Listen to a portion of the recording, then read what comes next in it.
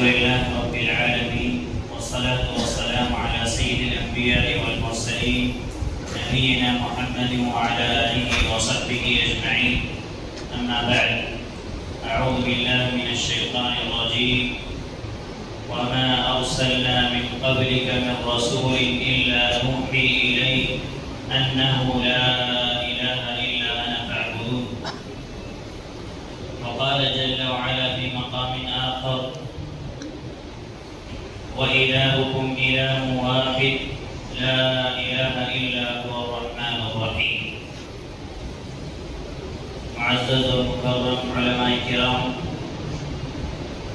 اور پیارے بھائیوں اور پردہ نشین ماں اور بہنوں، اللہ سبحانہ و تعالیٰ کا ہم سب پر احسان ہے کہ اللہ تعالیٰ نے ہمیں دنیا کے اندر ایک ایسی نعمت عطا کی ہے جس نعمت کو ہم اپنی کوشش سے حاصل نہیں کر سکتے تھے، اسی طریقے سے اپنے مال سے بھی اس کو خرید نہیں سکتے تھے، اور دنیا کے اندر اللہ سبحانہ و تعالیٰ نے اگر ہم کو اس نعمت سے محروم رکھا ہوتا تو پھر دنیا کے اندر ہمارے جینے کا کوئی حق نہیں تھا۔ اللہ سبحانہ و تعالیٰ کی نعمتوں میں سے سب سے عظیم نعمت اللہ سبحانہ و تعالیٰ کی توحید ہے کہ انسان اس بات کو سمجھ لے اور اس بات کا اعتراف کر لے کہ اللہ کے علاوہ کوئی سچا معبود نہیں، جتنی عبادتیں ہیں ساری عبادتیں صرف اللہ سبحانہ و تعالیٰ کے لیے ثابت ہیں، اور عملی طور پر بھی وہ انسان یہ ثبوت پیش کرے کہ اللہ کی عبادت میں کسی کو شریک نہ کرے۔ میرے بھائیوں، یہی سب سے بڑی کامیابی اور یہی سب سے بڑی سعادت ہے۔ لوگ سعادت کو تلاش کرتے ہیں منصب اور جاه و جلال کے ذریعے، مال و دولت کے ذریعے اور بہت ساری عیاشی کے ذریعے۔ میرے بھائیوں اور پیاری بہنوں، یہ سعادت نہیں ہے۔ اگر منصب کے اندر سعادت ہوتی تو فرعون بہت بڑی سعادت حاصل کر لیتا، اس کے بعد بادشاہ تھی، اور اگر مال کے اندر سعادت ہوتی تو قارون ساری سعادت حاصل کر لیتا، اس کے بعد اللہ سبحانہ وتعالیٰ نے خزانے دیے تھے۔ اور اسی طریقے سے دیگر اللہ کی نافرمانی کرنے والی چیزوں میں سعادت ہوتی تو سارے کافر سعادت حاصل کر لیتے۔ میرے بھائیو، حقیقی جو سعادت ہے وہ سعادت ایمان میں ہے، وہ سعادت اللہ کی توحید میں ہے، وہ سعادت عمل صالح کے اندر ہے۔ اسی لیے شیخ الاسلام امام ابن تیمیہ رحمہ اللہ کا ایک قول ہے، آپ فرماتے ہیں کہ ان فی الدنیا جنت، کہ اللہ تعالیٰ نے اس دنیا کے اندر جنت رکھی ہے۔ اللہ تعالیٰ نے اس دنیا کے اندر ایک جنت رکھی ہے، اور جو انسان اس دنیا کی جنت میں داخل نہیں ہو پایا، لم يدخل فی جنت الآخرہ، وہ آخرت کی جنت میں داخل نہیں ہو پایا۔ وہ آخرت میں جو اللہ سبحانہ و تعالیٰ نے جنت رکھی ہے، جو مومنوں کا ٹھکانہ ہے، متقین اور پرہیزگاروں کے لیے اللہ نے تیار کی ہے، اس میں وہ نہیں جا سکتا۔ میرے بھائیو، دنیا کی جنت کیا ہے؟ دنیا کی جنت اللہ کی توحید ہے، اللہ سبحانہ و تعالیٰ کی معرفت ہے، دین کی صحیح معرفت ہے، اپنے نبی کی صحیح معرفت ہے، اور اسی طریقے سے نیک اعمال۔ یہ دنیا کی جنت۔ ایک انسان اگر صحیح طریقے سے اللہ سبحانہ و تعالیٰ کے دین کو سمجھ لے تو اس کے لیے دنیا کے اندر سب سے لذیذ چیز اللہ سبحانہ و تعالیٰ کی عبادت ہے۔ دنیا والے لذت کو حاصل کرنے کے لیے، سکون کو حاصل کرنے کے لیے بہت ساری چیزیں کرتے ہیں میرے بھائیوں، لیکن اللہ سبحانہ و تعالیٰ نے اصل اطمینان اور سکون اور لذت اپنی عبادت اور اپنے ذکر کے اندر رکھی، اور اللہ کی عبادتوں میں سب سے عظیم عبادت جو ہے وہ توحید ہے۔ اگر ایک انسان توحید سے محروم ہے تو وہ ہر چیز سے محروم ہے، وہ ہر چیز سے محروم ہے۔ اور انسان کے لیے سب سے بڑی کامیابی یہ ہے کہ جب وہ اس دنیا سے رخصت ہو تو اس کے نام اعمال کے اندر شرک کی ملاوٹ نہ ہو، اس نے اللہ کی عبادت میں کسی کو شریک نہ کیا ہو، یہی سب سے بڑی سعادت ہے۔ الذین آمنوا ولم يلبسوا ایمانهم بظلم اولئک لهم الامن وهم مهتدون۔ اللہ سبحانہ تعالیٰ فرمایا کہ جو ایمان لائے اور ایمان کے ساتھ جس نے ظلم کی ملاوٹ نہیں کی، یہی لوگ امن و امان کے اندر ہیں۔ انہی لوگوں کے لیے امن و امان ہے، دنیا کا بھی اور آخرت کا بھی، اور یہی لوگ ہدایت یافتہ۔ تو ظلم سے مراد کیا ہے؟ ظلم سے مراد جیسا کہ صحابہ نے سوال کیا تھا کہ ہم میں سے ہر کوئی اپنی جان پر ظلم کرتا ہے، تو اللہ کے نبی صلی اللہ علیہ وسلم نے رہنمائی فرمائی کہ ظلم سے مراد شرک ہے، جو اللہ تعالیٰ نے لقمان کے تعلق سے بیان فرمایا کہ اپنے بیٹے کو نصیحت کرتے ہوئے فرمایا یا بنی لا تشرک باللہ ان الشرک لظلم عظیم، اے میرے بیٹے اللہ کی عبادت میں کسی کو شریک نہ کر، کیونکہ شرک بہت بڑا ظلم ہے۔ الحمدللہ اللہ سبحانہ وتعالیٰ کا ہم پر احسان ہے کہ اللہ تعالیٰ نے ہمیں توحید دی، ہمیں اللہ کا شکر ادا کرنا چاہیے۔ آج ہم دیکھ رہے ہیں ہمارے معاشرے کے اندر کہ مسلمان دین اور عبادت کے نام پر کیا کیا کر رہے ہیں، اور اس کو ثواب اور نیکی سمجھ کے کر رہے ہیں، اور مسلمانوں کی اکثریت ایسی ہے جو شرک کو توحید اور بدعت کو سنت سمجھتی ہے۔ تو اللہ تعالیٰ نے الحمدللہ ہمیں یہ توفیق دی، تو یہ اللہ کی بہت بڑی سعادت ہے۔ جب توفیق دی تو ہمیں کیا کرنا ہے؟ ہمیں توحید کا علم حاصل کرنا ہے، توحید کو سیکھنا ہے۔ میرے بھائیو، آج ہم جب دیکھتے ہیں ہمارے معاشرے کی طرف تو مسلمانوں کو توحید کے تعلق سے بنیادی معلومات نہیں ہوتی۔ اگر کسی سے سوال کر دیا جائے کہ توحید کس کو کہتے ہیں، توحید کی کتنی قسمیں ہیں، کون سے ایسے کام اور گناہ ہیں جن کے کرنے سے انسان کی توحید ختم ہو جاتی ہے، تو شاید ہم یہ نہ بتا پائیں، شاید ہم یہ نہ بتا پائیں، جبکہ ہم سب سے پہلا علم جو ہمارے اوپر واجب ہوتا ہے وہ توحید کا علم، جیسا کہ اللہ کے نبی صلی اللہ علیہ وسلم کی حدیث ہے۔ آپ صلی اللہ علیہ وسلم کے تعلق سے ایک صحابی بیان فرماتے ہیں جندب بن جنادہ کہ اللہ کے نبی صلی اللہ علیہ وسلم نے انہیں سب سے پہلے جو تعلیم دی وہ تعلیم عقیدے اور ایمان اور توحید کی تھی۔ یہ کہتے ہیں کہ كنا مع النبي صلی اللہ علیہ وسلم ونحن فتيان حزاوره فتعلمنا الایمان ایمانا قبل القرآن، کہ ہم اللہ کے نبی صلی اللہ علیہ وسلم کے ساتھ ہم نے رہ کر ایمان اور عقیدے اور توحید کی تعلیم کو قرآن سے پہلے سیکھا۔ میرے بھائی، توحید کی تعلیم قرآن سے پہلے ہے۔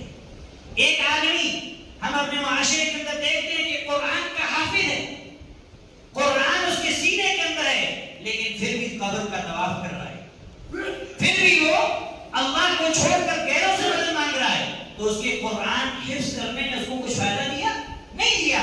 اسی لیے شیخ صالح الفوزان حفظہ اللہ بیان فرماتے ہیں کہ علموا اولادکم التوحید قبل القرآن، کہ اپنے بچوں کو توحید کی تعلیم قرآن سے پہلے دو۔ کیوں؟ تاکہ تمہارے بچے صوفیوں میں سے نہ ہو جائیں، وہ جو قرآن کے حافظ ہیں اور قبروں کا طواف کر رہے ہیں۔ اسی لیے میرے بھائیوں، ہمیں توحید کی تعلیم خود بھی سیکھنی ہے اور اپنی اولاد کو بھی دینی ہے۔ صحابہ اکرام رضوان اللہ علیہم اجمعین نے سب سے پہلے جو تعلیم حاصل کی ہے، اللہ کے نبی صلی اللہ علیہ وسلم نے جو سب سے پہلے انہیں تعلیم دی ہے وہ توحید کی تعلیم دی۔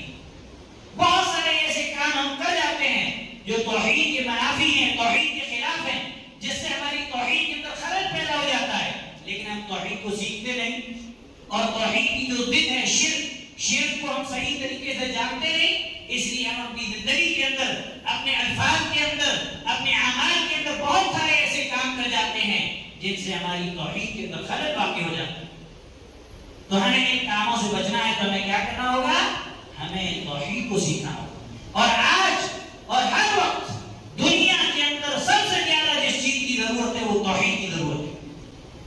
آج لوگ کھانے پینے سے زیادہ اگر محتاج اور ضرورت مند ہے تو اللہ کی توحید کی۔ کیوں؟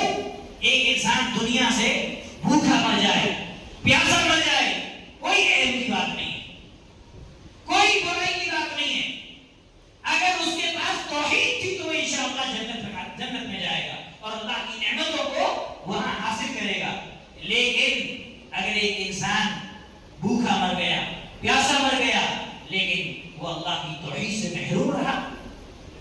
تو وہ سب سے بڑی محرومی ہے۔ ایک حدیث ہے اللہ کے نبی صلی اللہ علیہ وسلم کی، ہم بارہا سنتے ہیں کہ بنی اسرائیل کی ایک عورت، بدکار عورت، اور بعض روایات کے اندر ہے کہ آدمی پانی پینے کے لیے کنویں کے اندر اترتا ہے، اور جب پانی پی کے باہر نکلتا ہے تو دیکھتا ہے کہ کتا پیاس کی شدت کی وجہ سے مٹی چاٹ رہا ہے، اس کو کتے کے اوپر ترس آتا ہے اور نیچے اتر کر وہ اپنے موزے کے اندر، چمڑے کے موزے کے اندر پانی بھر کے اس کتے کو پلاتا ہے۔ اللہ سبحانہ و تعالیٰ کو اس کی یہ ادا اتنی پسند آتی ہے کہ اللہ سبحانہ و تعالیٰ اس آدمی اور اس عورت کو اللہ سبحانہ و تعالیٰ کیا کر دیتا ہے؟ معاف کر دیتا ہے، اللہ تعالیٰ اس کی مغفرت فرما دیتا ہے۔ اس حدیث کو شیخ عبد الرزاق البدر حفظہ اللہ بیان کرتے ہیں، اور بیان کرنے کے بعد ایک بات کہتے ہیں جو شاید ہم نے نہ سنی ہو۔ آپ کہتے ہیں کہ لوگوں ذرا غور کرو، ذرا اس بات پہ دھیان دو کہ ایک بدکار مرد یا ایک بدکار عورت ایک ایسی اللہ کی مخلوق کو جو کہ نجس اور پلید ہے، جو اگر برتن میں منہ ڈال دے تو اس کو 7 مرتبہ دھونے کا حکم ہے، ایسی نجس اللہ کی مخلوق پر ترس کھا کر کے اس کے کلیجے کو گیلا کر دیتی ہے، اس کو پانی پلا دیتی ہے، تو اللہ سبحانہ و تعالیٰ اسے معاف کر دیتا ہے۔ تو ذرا سوچو کہ اگر کوئی انسان اللہ سبحانہ و تعالیٰ کے بندوں میں سے کسی بندے کو اللہ کی توحید کا جام پلا دے، اللہ کی توحید کا جام پلا دے، تو کیا وہ جنت کا وارث نہیں بن سکتا؟ پانی، کتے کو پانی پلانے سے اگر کوئی انسان جنت حاصل کر سکتا ہے تو اللہ کی توحید کا جام پلا کر کیا ہم جنت حاصل نہیں کر سکتے؟ میرے بھائیو، توحید کو سیکھیں۔ جو لوگ توحید سے دور ہیں ان تک توحید کی تعلیم پہنچائیں، حکمت کے ساتھ، دانائی کے ساتھ، محبت کے ساتھ اور پیارے انداز کے اندر۔ لیکن میرے بھائیو، جب ہمیں خود توحید کی اہمیت نہیں معلوم رہے گی، ہمیں خود توحید کا علم نہیں رہے گا، تو ہم کیسے لوگوں کو توحید کا علم سکھائیں؟ آج ہم میں سے بہت سارے لوگ ہیں جن کو یہ گوارا نہیں کہ کوئی بھوکا رہ جائے، جن کو یہ گوارا نہیں کہ کوئی بیمار آدمی تڑپتا رہے بغیر علاج کے، لیکن انہیں یہ گوارا ہے کہ ایک آدمی ان کی آنکھوں کے سامنے شرک کرتا ہے، یہ گوارا ہے۔ اور آج ہمارے پاس علم کی اتنی کمی ہے توحید کے تعلق سے اور شرک کے تعلق سے کہ میں ایک مثال بیان کرتا ہوں اکثر کہ ہمارے سامنے اگر 2 آدمی ہوں گناہ کرنے والے، ایک طرف ایک آدمی زنا کر رہا ہے، دوسری طرف ایک آدمی شرک کر رہا ہے، اللہ کی قسم ہماری ایمانی غیرت یہ ہے کہ ہم زنا کرنے والے کو شرک کرنے والے سے برا سمجھتے ہیں، جبکہ شرک کرنے والا اس سے بڑا گنہگار ہے۔ کیوں؟ کیونکہ شرک کی معافی نہیں ہے۔ إِنَّهُ مَن يُشْرِكْ بِاللَّهِ فَقَدْ حَرَّمَ اللَّهُ عَلَيْهِ الْجَنَّةَ، جس نے اللہ کی عبادت کے اندر شرک کر دیا، اللہ کی جنت حرام، اللہ کی جنت اس کے اوپر حرام ہے۔ تو اسی لیے میرے بھائیوں، توحید کو سیکھنے اور سمجھنے کی ضرورت ہے، اور توحید کی فضیلت بہت ساری اس تعلق سے باتیں ہیں۔ ایک حدیث جو ہم سنتے ہیں اسی کو بیان کر کے میں جو ہے اپنی بات کو ختم کرتا ہوں۔ میرے بھائیوں، آپ نے نبی صلی اللہ علیہ وسلم کی حدیث سنی ہوگی، حدیث البطاقہ، حدیث البطاقہ، کہ اللہ کے نبی صلی اللہ علیہ وسلم نے فرمایا قیامت کے دن ایک آدمی کو لایا جائے گا جس کے گناہوں کے 99 رجسٹر ہوں گے، جس کے اندر صرف گناہ اور برائیاں لکھی ہوں گی، اور ہر رجسٹر جہاں تک انسان کی نگاہ پہنچے وہاں تک پھیلا ہوا۔ اس کے سامنے ان رجسٹروں کو کھول کے اللہ سبحانہ وتعالیٰ رکھ دے گا، پھر اللہ تعالیٰ بندے سے سوال کرے گا، اے میرے بندے، کیا میرے لکھنے والوں نے تجھ پر ظلم کیا ہے؟ کوئی ایسی چیز لکھ دی ہے تیرے اس اعمال نامے کے اندر جو تو نے نہ کی ہو؟ تو بندہ کہے گا نہیں یا اللہ، جو میں نے کیا وہی تیری فرشتوں نے لکھا ہے۔ پھر اللہ سوال کرے گا، اللہ پوچھے گا، اے بندے، کیا تیرے پاس کوئی عذر ہے؟ تو نے اتنی گناہ کی، اتنی نافرمانیاں کی، کیا تمہارے پاس کوئی اس کا عذر ہے؟ وہ بندہ کہے گا، اللہ میرے پاس کوئی عذر نہیں، میں نے یہ تیری نافرمانی کی، اس کا کوئی عذر نہیں۔ تو اللہ سبحانہ و تعالیٰ اس بندے سے کہے گا، اے میرے بندے، تو ڈر نہ کر، ہمارے پاس تیری ایک نیکی ہے، آج تیرے پر کوئی ظلم نہیں ہوگا۔ بندہ سوچے گا، اے اللہ، کہاں 99 برائیوں کے رجسٹر حد نگاہ تک پھیلے ہوئے اور کہاں تیری ایک نیکی؟ اللہ کے نبی صلی اللہ علیہ وسلم نے فرمایا کہ اللہ سبحانہ و تعالی اس وقت اس بندے کے اعمال نامے سے ایک پرچی نکالے گا، ایک پرچی نکالے گا چھوٹی، اور اس پرچی کے اندر کلمۃ التوحید ہوگا، اشہد ان لا الہ الا اللہ واشہد ان محمدا عبدہ ورسولہ۔ اللہ سبحانہ و تعالیٰ اپنے 99 برائیوں کے رجسٹر کو ایک ترازو کے اندر رکھے گا، اور اس کلمۃ التوحید کی پرچی کو ایک ترازو کے اندر رکھے گا۔ اللہ کے نبی صلی اللہ علیہ وسلم نے فرمایا وہ جو کلمۃ التوحید والا ترازو ہے وہ ترازو بھاری ہو جائے اور اللہ سبحانہ و تعالیٰ اس بندے کو جنتی بنا دے گا۔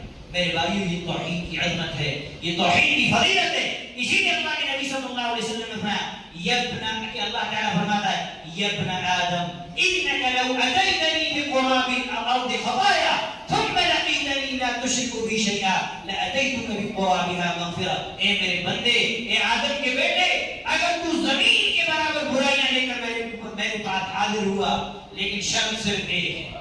شرط کیا ہے؟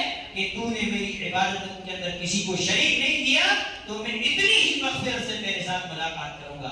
اس لیے میرے بھائیوں، میرا پیغام یہ ہے کہ ہم توحید کو سیکھیں اور سمجھیں، اور سیکھنے اور سمجھنے کے بعد اپنے بھائیوں اور اپنی بہنوں تک توحید کا جام جو ہے، توحید کا پیغام ان تک پہنچائیں اور انہیں اللہ کی توحید کا جام پلائیں۔ اللہ سبحانہ و تعالیٰ ہم سب کو توفیق نصیب فرمائے۔ اے اللہ، جب تک میں دار فانی کے زندہ رہ، توحید و سنت پہ زندہ رہ، جب ہمارا خاتمہ فرما تو توحید و سنت پر خاتمہ فرما۔ صلی اللہ علیہ وسلم وبارک علی نبینا